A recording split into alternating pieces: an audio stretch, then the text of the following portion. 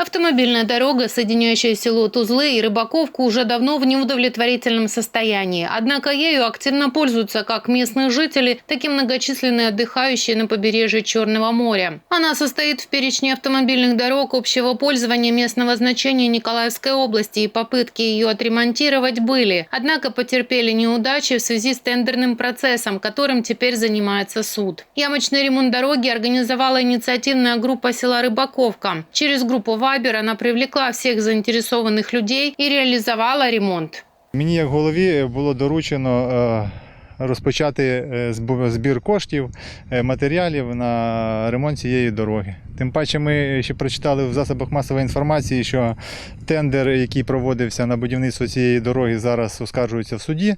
Зрозуміли, що її ремонтувати будуть не скоро, вирішили самі це зробити. На объявление в группе откликнулись депутаты Коблевского сельсовета, жители села и предприниматели. Все помогали материалами, инструментом и рабочей силой. Хочу подякувати Осипенку Олексію, Долінському Олександру, Балану Миколі за фінансову підтримку. Також підприємцям нашим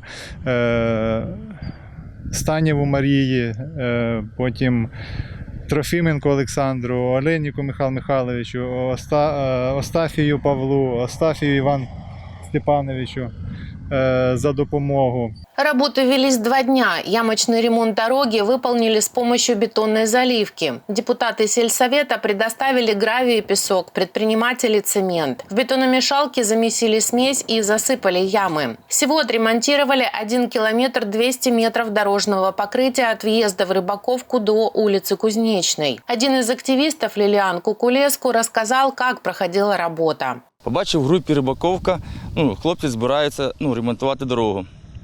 Я організував людей, організували техніку. Зібрались після роботи, після обіду, де зробили участок дороги. І допомагали дуже багато людей, спонсори, жителі села нашого, Тузлів, з Миколаєва були хлопці, теж, які приймали участь в ремонті дорог. По словам Александра Антоненко, все понимают, это только временное решение проблемы и надеются, что тендер Николаевская облгосадминистрация проведет повторно и в скором времени будет выполнен капитальный ремонт дороги. А следующим шагом инициативной группы будет установка знака «Рыбаковка» на въезде в село. Песок и щебень, по словам Ліліана Кукулеску, остались с предыдущих работ. Остальные нюансы пока в разработке.